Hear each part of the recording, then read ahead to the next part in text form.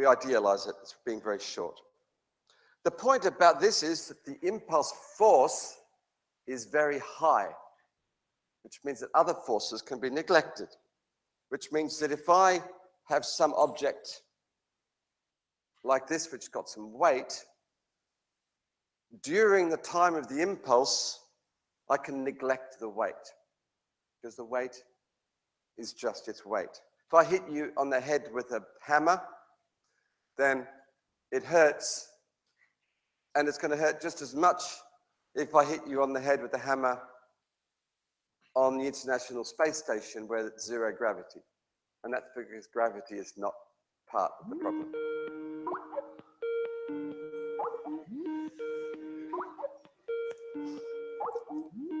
Right, I think we have a visitor.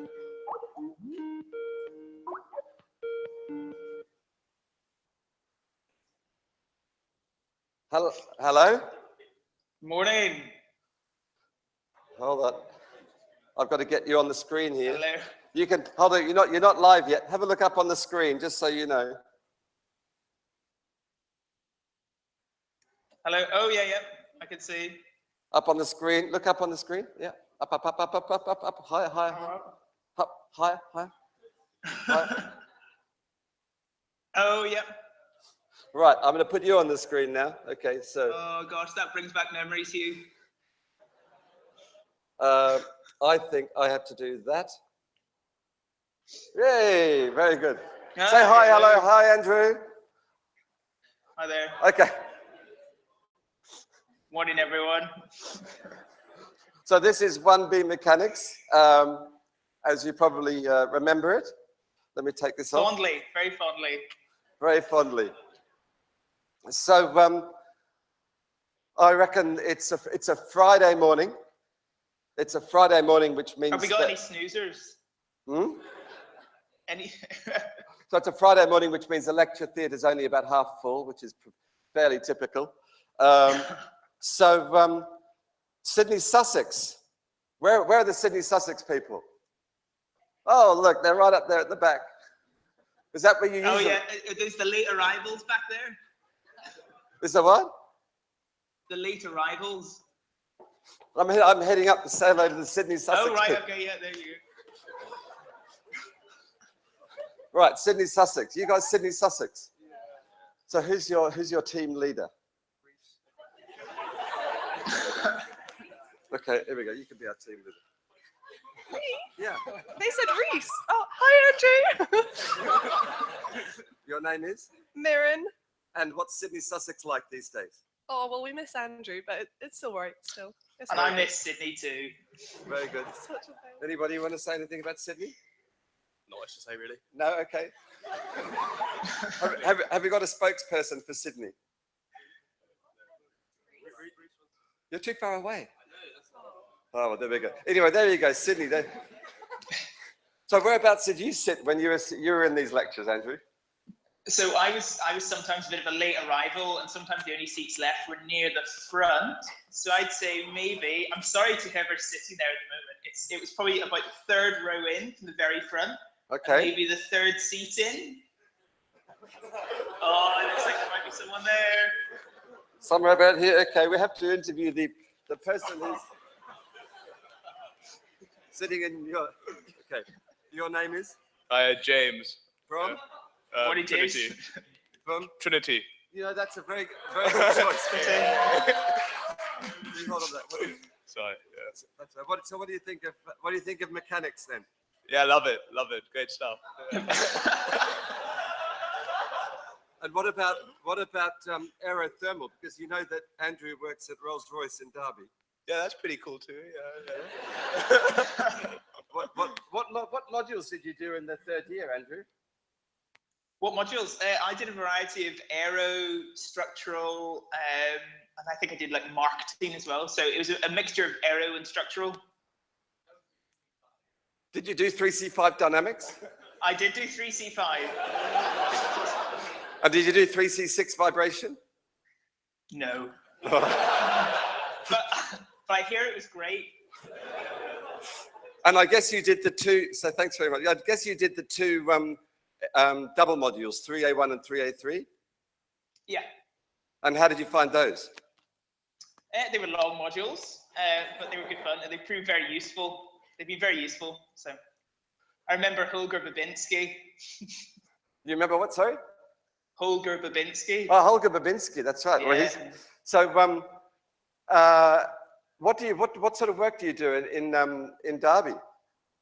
So I work in engine analysis. So my job is basically using computer models and quite a bit of interpretation to change the pressures and temperatures we see on engine tests into component efficiencies, and basically liaising with the different design areas to work out where the engine's right and sometimes where it's not quite so right. So is this, what sort of engines? Are these aero engines or fixed engines? Yeah, these are large aero engines. So things like the A380, we do the Trent 900, and the new A350, great airplane, by the way, the Trent XWB. And so when people are flying, should they be worried that you're the one who's been doing all the work? I mean, I guess it's up to them.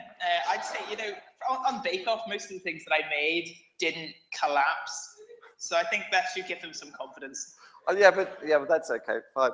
So what would you say about, in terms of careers in engineering, good choice to be in aero engineering? Yeah, I mean, I'd say engineers, I'm sure everyone in the lecture theatre is aware engineers often have a reputation as just being kind of dull, bowed away in the library.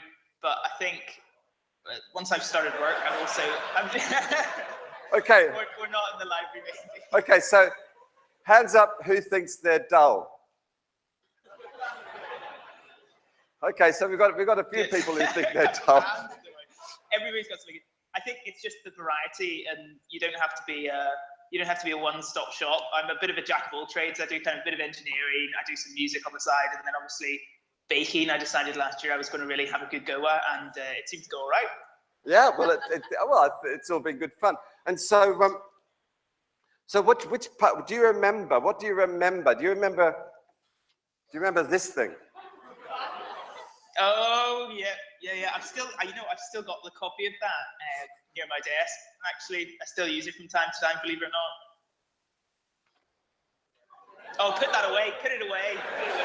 Don't see those. What about?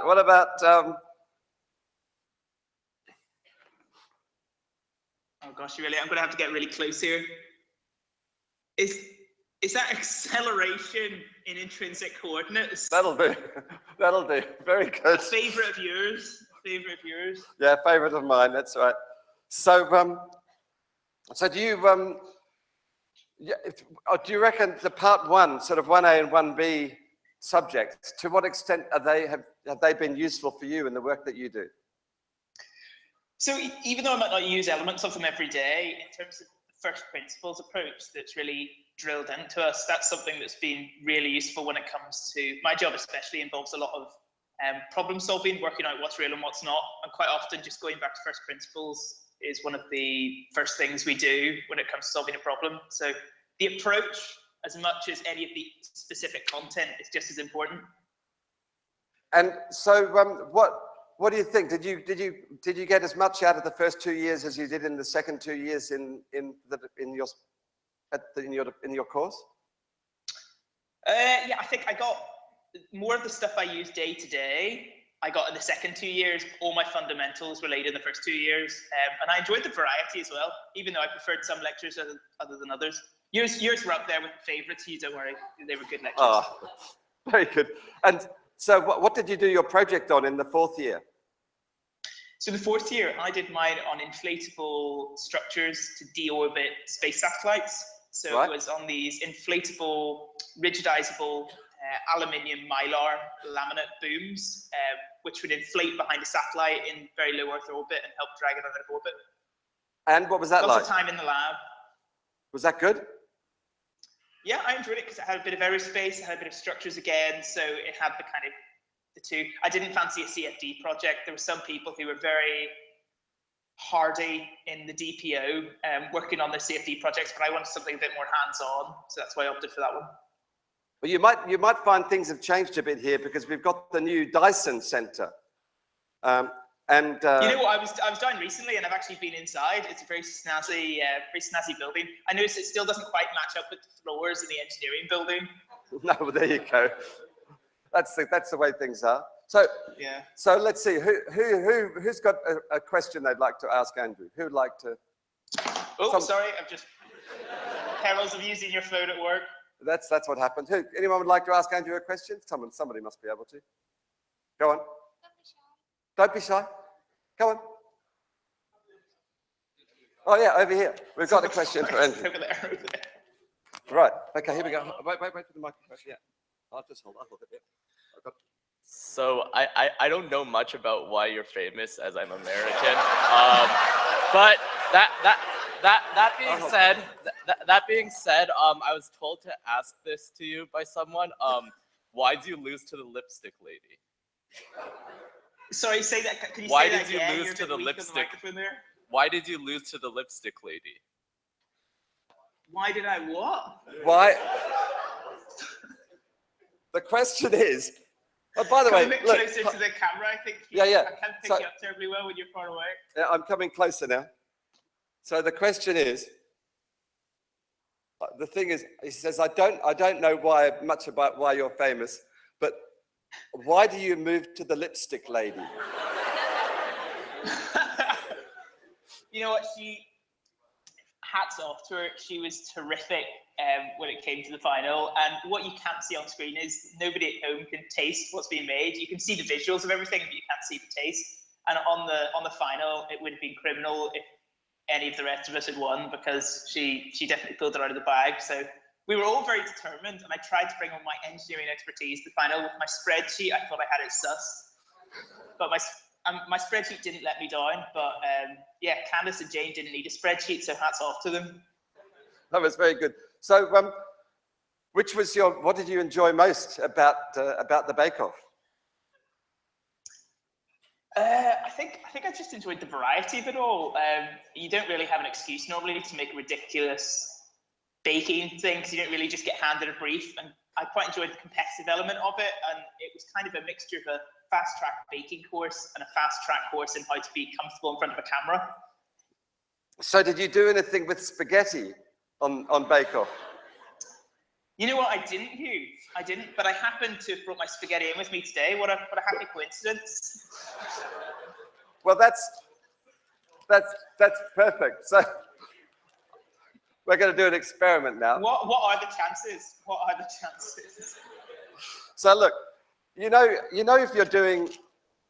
if you're making you're doing spaghetti bolognese or something for kids, right? And they don't like the spaghetti to be long. They like it to be, it's easiest if it's shorter. So what do? You take some of the spaghetti and you break it in half before you put it into the pan, right? Yeah. What happens? Have you noticed what happens? Well, it just breaks apart usually. Okay. Well, right. So I want you to do this experiment. I want you to get a bundle. Okay. I've got my expensive premium spaghetti here. Right. So get your expensive premium spaghetti like this, right? And I want you, yeah, that's it. Now do it exactly as you would. Imagine you're about to, you're breaking it and it's gonna go into the bowl. Okay, off you go. Okay. Whoa. Yeah, I've got lots of little small bits. Yeah, well there we go. Literally all over this per meeting room. I'm gonna have a time for you. You should have warned me, Hugh. I'm gonna have to sweep all this up. It's gonna go all over my keyboard. I'll show you. We've got all over the desk here. But yeah, more than 2 bits. So lots of bits. So why? This is what interests me. And so I want you to do this little experiment. And you might have to do it more than once. But I want you to take a piece of spaghetti. Okay. And I want you just one piece. Well, what's the singular of spaghetti? Because in Italian, spaghetti is plural, isn't it? Spaghetti. You know, what's a singular of spaghetti? What? Spaghetti. In Italian, it's spaghetti as well. So, oh, by the way, I need to do something important here. Because Natalia, will you stand over there for a second? Natalia is doing our camera work. So a big round of applause for Natalia. There we go. Thank you. She's my eyes and ears. Yeah, that's right. And over there, Nick, Nick, can you wave your arms behind the, there you go. Nick is doing our live streaming. Okay. So by the way, our lectures are always like this. Just in case. Right. So we have a spaghetti. Are you going to do this for me? Right. Yep. And I want you to bend it until it breaks. Oh yeah, 4 bits that time actually. Okay. Now try one of the smaller bits. Just try one of the. Okay. Yeah, same thing. How small can you go? How small can you? It's still gone into 3. Hold on, I think we're getting a little bit small now. Yeah, that's 2. So do another big one like this, okay? Okay. It's a bit gone. Do you think your brand of spaghetti influences how much you can bend? Yeah, well that's it. You should probably, yeah, exactly. Well. Yeah, I've now got spaghetti bits all over the office. Well, that's the idea. So why does it break into more than 2 bits? Is it something to do with, because I'm thinking when it bends, because it's quite a brittle material, I vaguely recollect somewhere before that when it breaks, is it something to do with when it flexes back? Something to do with the well, so that's good. Maybe bending moments. Bending moments. That's right. Do you remember? Like the catch-all answer. Do you remember bending moment diagrams?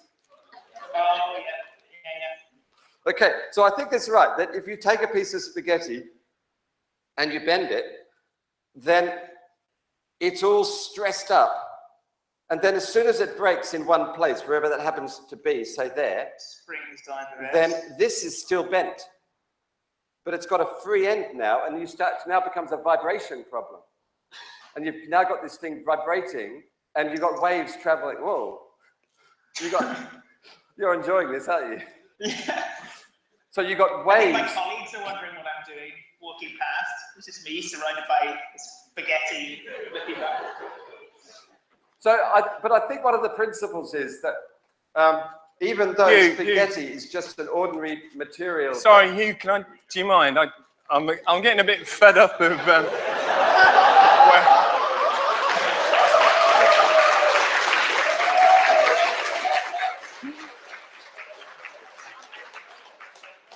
I do apologise with but I've got quite a bit to get through, and I've lost quite a bit of time over the last few weeks with your crazy demo, your capers, you know. So I do appreciate you're in the middle of something, but I wonder if you could wrap it up quite quick. I mean, what have you been doing? Well, look, I appreciate. I should say good morning, Andrew.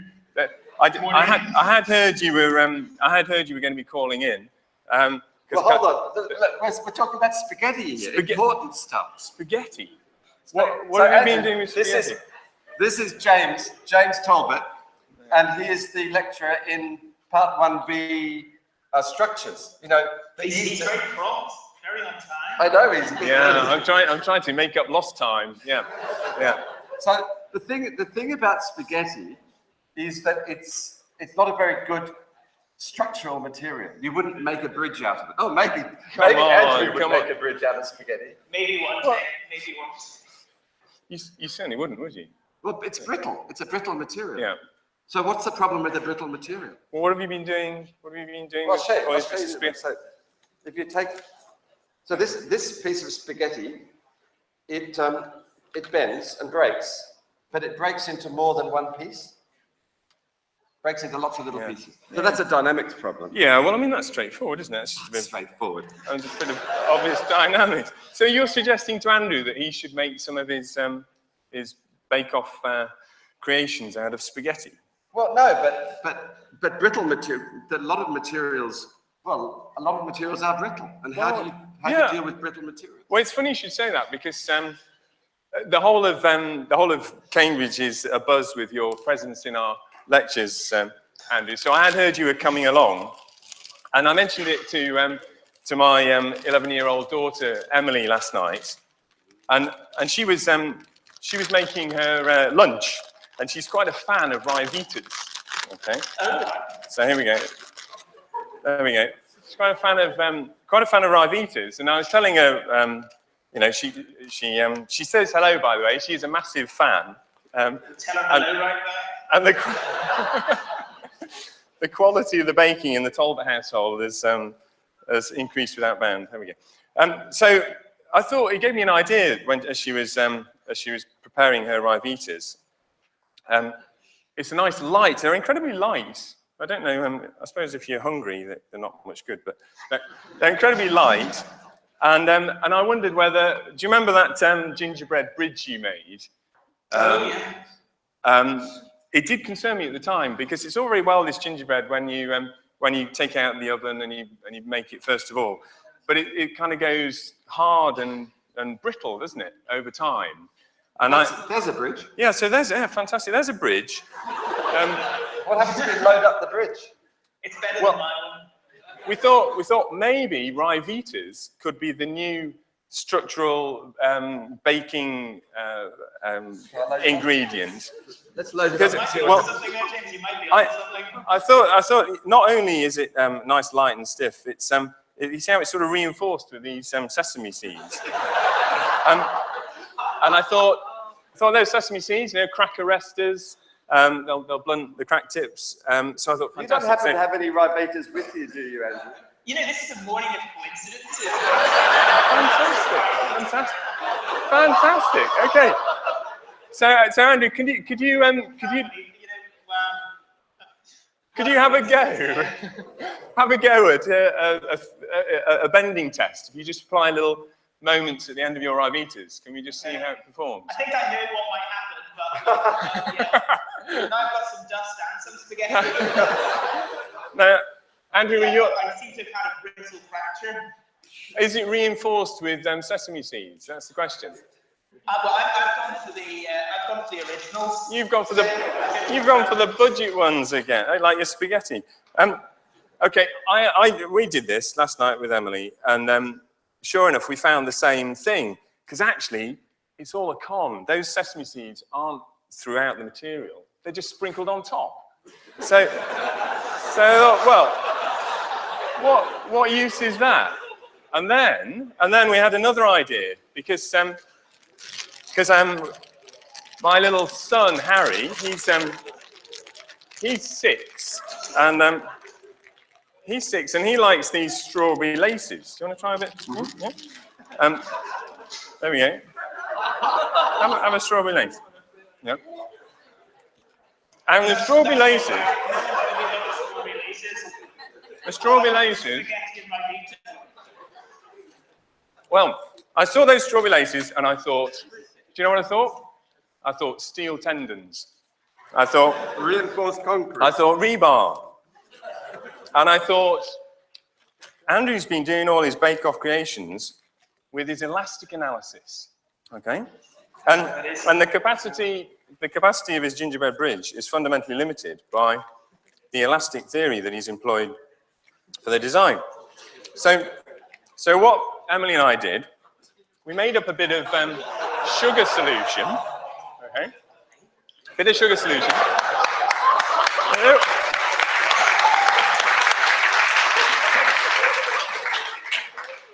And we laid our strawberry laces across the face of the Ryvita, drizzled the strawberry solution on, the sugar solution. I should say, yep. Is this how Rolls-Royce makes their jet engine? Absolutely not. So what I'm now going to do is I'm now going to prove to you the beauty of designing with plastic ductile materials. Okay, we've taken a brittle material like concrete, and we've introduced these lovely ductile. I mean, did you see how ductile these strawberry laces are? They're really quite amazing. Look at that. Look at the plastic strain in that. So I'm now going to do it. I'm now going to do a bending test again, and just look what happens. Oh, look at that. Look at the plastic capacity in that. Can you see? You've got a Ryvita hinge. Exactly. Well done. We've got a Rivita hinge, and it's just you don't even have to use too much sugar solution. You can just anchor your tendons, a bit like pre-stress post-tensioning tendons, and you get the same effect, of course. We're trying a little bit of elastic deflection, and then away it goes. Plastic hinge, all that energy dissipated, absolutely marvelous. So that's my contribution, Andrew. Next time you're thinking about your next bake-off creation, don't forget your plastic theory. Very good. Yeah.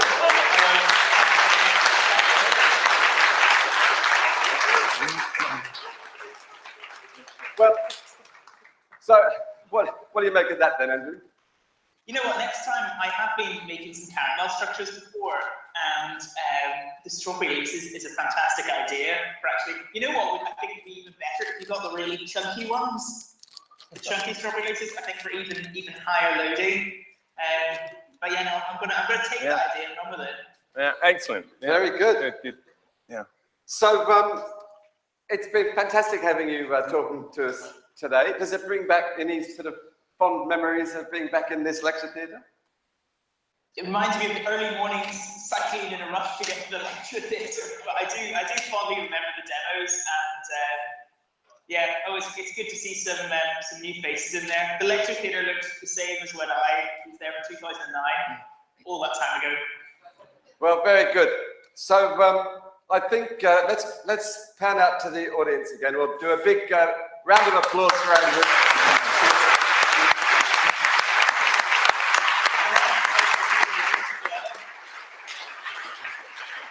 And thank you very much for being with us, and good luck with everything in the future. We ought to have you back here in person sometime. Yes, no, I love that. I have to get organized. Just not in one of my lectures, please. Yeah, well, okay, well, thank you very much. Goodbye, Andrew. Okay, all the best. Bye, everyone. Okay, bye.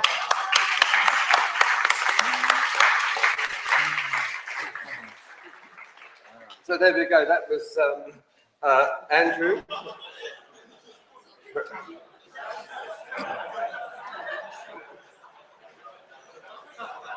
I can't imagine how we're going to recover from this. So we can, I don't know how we're going to recover from this. But that's what it looked like on the live stream. Great, thank you very much for being part of that. Well, you're telling me you've beamed this across the ether? Hmm? You're telling me you beamed this across the ether? Yeah, you've been live. Well, you didn't ask me. I know. I didn't like get you to sign a release form or something. Well, I thought that was expenses. Well, expenses? Yeah. How much were those Rivitas? Yeah, I know. We need to talk about that later. Yeah. All right, thanks very much.